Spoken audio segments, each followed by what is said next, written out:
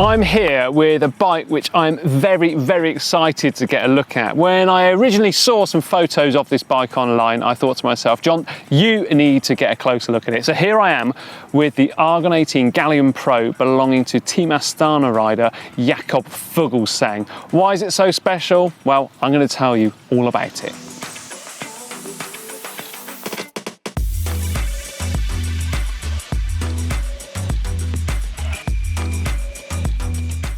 Why is this bike so special then? Well, for a start, let's just look at the paintwork on the frame. So a couple of other riders so far this year have actually got custom painted bikes, and they've been done by a company pretty local to GCN actually, a company called Colourburn Studios. This time though, Fuglsang, he gets his chance to have a bike painted up for him. So if you look at it, it's got kind of like this moon dusty effect to it with a red fade, and of course using that famous Astana colour there on the Argon 18 logos.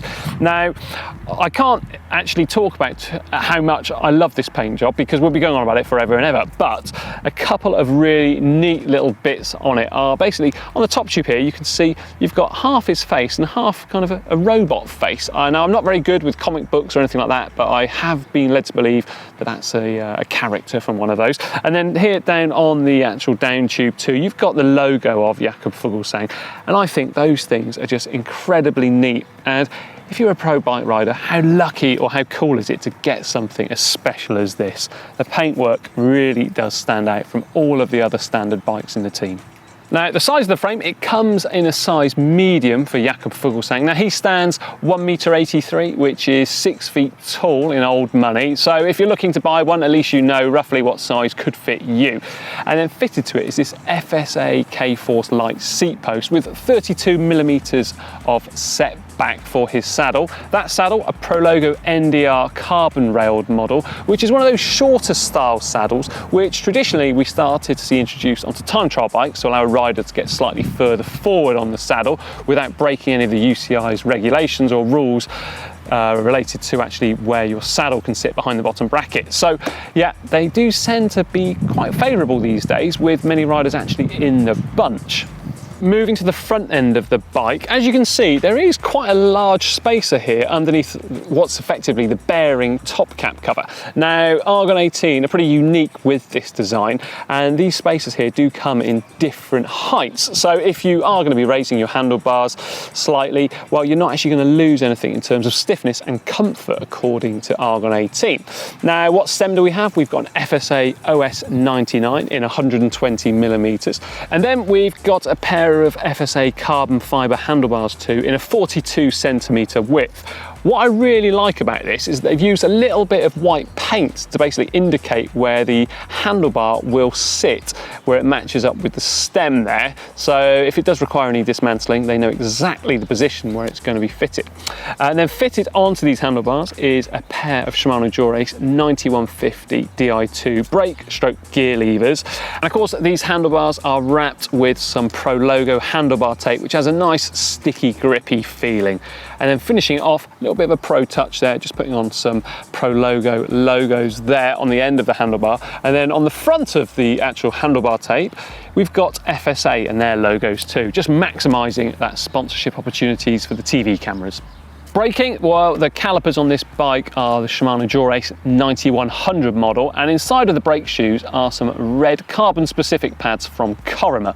So those Corima brake pads, naturally they're going to stop a pair of Corima 47 WS wheels. 47? Well, that's the depth of those wheels. Now these hubs inside of these Corima hoops are fitted with ceramic bearings, and they do seem to roll for a very long time. I must also give a little shout out too to these Corima quick release levers. They are really fancy looking, and nice little bit of carbon fibre inserts there too. I do like a cheeky bit of carbon. The tyres, well, these tubular tyres, I've never actually seen a pair in the flesh. These are from a company called Wolfpack, and basically I can't give you any more information on them other than they're a pretty slick affair with a little bit of kind of a gritty feel on the outside of the tread on the centre of the tyre, if that makes sense. But as and when we find out some more information, I'm sure we will let you know on the GCN Tech channel. Well, let's talk about the gearing then, shall we? Well, the derailleurs, they are the Shimano Dura-Ace 9150 Di2 electronic mechs. Instantly you will see though this big old ceramic speed oversized pulley wheel system. So the idea behind that is it does in fact reduce the effort required to pedal. So in effect you are going to be saving yourself a couple of watts. How does it do that then? Well, you're not having such a tight bend on the chain, so essentially freeing up the chain to do its job a little bit easier, as well as those pulley wheels actually having ceramic bearings fitted too. So as you can see, nothing has been left to spare in the detailing there.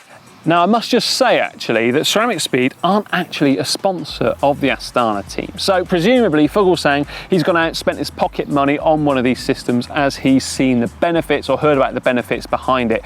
And we have seen other riders this year using the same system. So there we are. There's a few riders on Astana obviously looking for a few marginal gains. The Cassette 1128 Shimano Dura-Ace 9100, so a pretty much standard cassette these days with riders in the World Tour.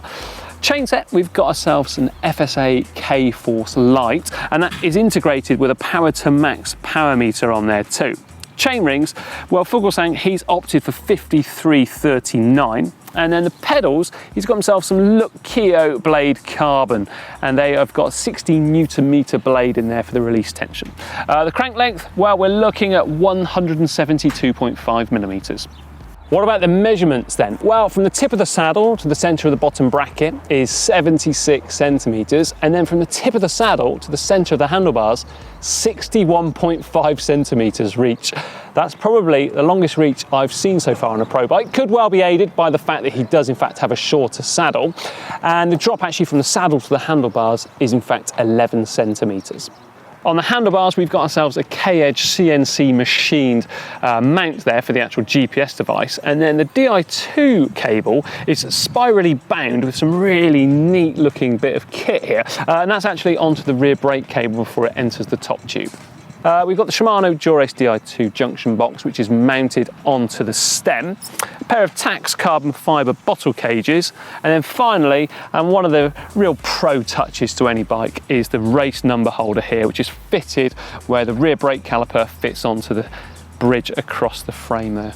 Tucked away underneath the non-drive side chainstay here is just a little bit of grip tape.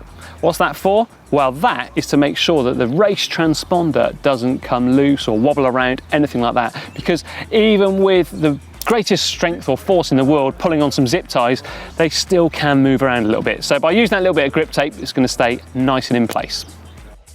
And the weight of the bike, it comes in at just over 7 kilograms, which is pretty light for, well, it's not been tricked out with all of the super lightest components there are out there.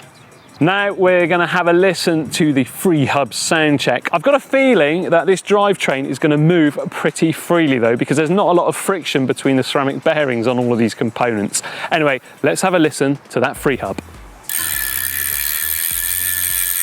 Right, I do hope you've enjoyed this look at the Argon 18 Gallium Pro belonging to Jakob Fuglsang of Team Astana. What I want to know though, are you a fan of custom paint, or, well, are you not? Should they all get the same bike?